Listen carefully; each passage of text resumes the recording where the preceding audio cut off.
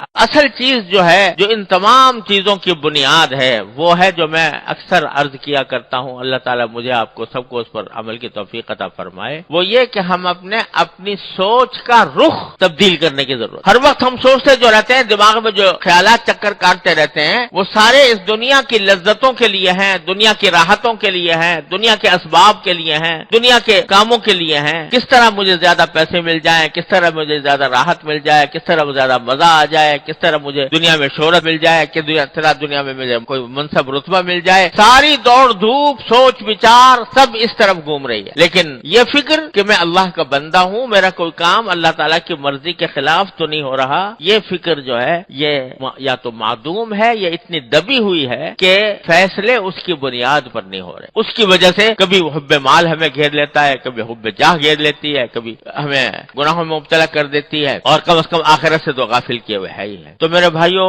یہ بات بار بار عرض کرتا رہتا ہوں کہ اس کا راستہ یہ ہے کہ اپنی سوچ کا رخ جو ہے وہ تبدیل کرو۔ سوچ کا رخ اس طرح تبدیل کرو کہ کوئی بھی انسان ایسا نہیں جو ہر وقت کچھ نہ کچھ سوچ نہ رہا ہو۔ ہے کوئی ہر وقت دماغ میں کچھ نہ کچھ خیالات آتے رہتے ہیں کہ نہیں؟ اور فضول خیالات آتے رہتے ہیں بسا اوقات، جن سے نہ کوئی فائدہ، جن سے نہ کچھ راحت، نہ کوئی آرام، بس خیالات ہیں چلے آ رہے ہیں۔ ایک طوفان ہے خیالات کا، ادھر سے ادھر، ادھر سے ادھر، کبھی گھر کا خیال آ گیا، کبھی دفتر کا خیال آ گیا، کبھی اپنے پیسوں روپے پیسے کا خیال آ گیا، کبھی خیالات میں مگن ہے انسان ہر وقت۔ کتنے خیالوں سے تمہیں فائدہ پہنچ رہا ہے ذرا اندازہ کر کے دیکھو، کتنے خیالات صبح سے لے کے شام تک دماغ میں جو خیالات آ رہے ہیں، ان میں سے کتنے خیالات ایسے ہیں جن سے کچھ تمہیں فائدہ پہنچ رہا ہے، دنیا کا یا آخرت کا؟ اکثر و بیشتر نظر آئیں گے کہ فضول خیالات ہیں، اکثر و بیشتر یہ نظر آئے گا، ایسے ہیں جن سے کوئی فائدہ نہیں پہنچ رہا، بس ایسے ہی رو ہے خیالات کی، ادھر سے ادھر بھٹک رہی ہے، ادھر سے ادھر بھٹک رہی ہے۔ اس خیالات کی رو کو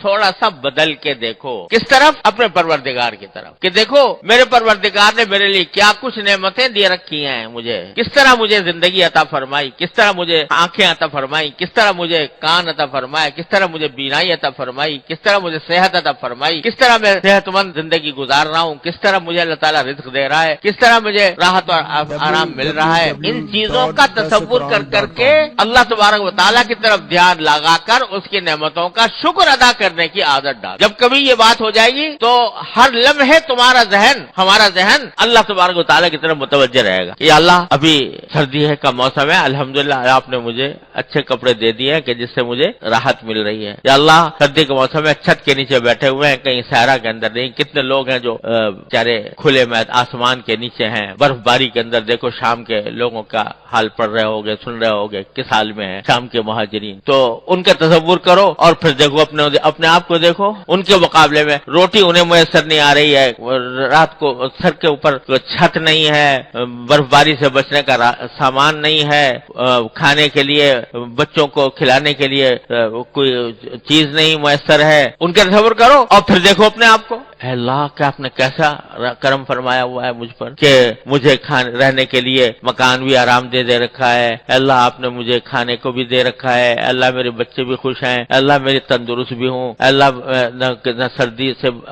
میں پریشان ہوں نہ گرمی سے پریشان ہوں، اپنے ہر چیز کا مجھے اہل دے رکھا ہے۔ ان چیزوں کی طرف دھیان جو بھٹک رہا ہے نا خیال ادھر سے ادھر، اس بھٹکے ہوئے خیال کو اپنے اوپر اللہ تعالیٰ نے جو نعمتیں عطا فرمائی ہے ان کی طرف متوجہ کرو۔ جتنا اس طرف متوجہ کرو گے اور اس پر اللہ تعالیٰ کا شکر کرو گے، اللہ تبارک و تعالیٰ کے شکر کی عادت ڈالو گے، اتنا ہی اللہ تبارک و تعالیٰ سے قرب حاصل ہوگا۔ اور جب اللہ تعالیٰ سے قرب حاصل ہوگا تو یہ مال کی محبت، یہ جاہ کی محبت، یہ شہرت کی محبت، یہ منصب کی محبت، یہ سب ہیچ در ہیچ نظر آئیں۔ کوئی منصب، کوئی عہدہ، کوئی شہرت، یہ سب ہیچ در ہیچ ہو جائیں گی جب اللہ تبارک و تعالیٰ کے ساتھ یہ تعلق قائم ہوگا۔ تعلق مع اللہ تبارک و تعالیٰ سے محبت کا تعلق قائم ہو جائے گا۔ اس کی نعمتوں کو سوچو گے، اس کے ساتھ محبت پیدا ہوگی، محبت پیدا ہوگی، اللہ تعالیٰ سے قرب بڑھے گا تو اللہ تبارک و تعالیٰ تمہیں اپنا صحیح معنی میں بندہ بنا دیں گے۔ پھر یہ جو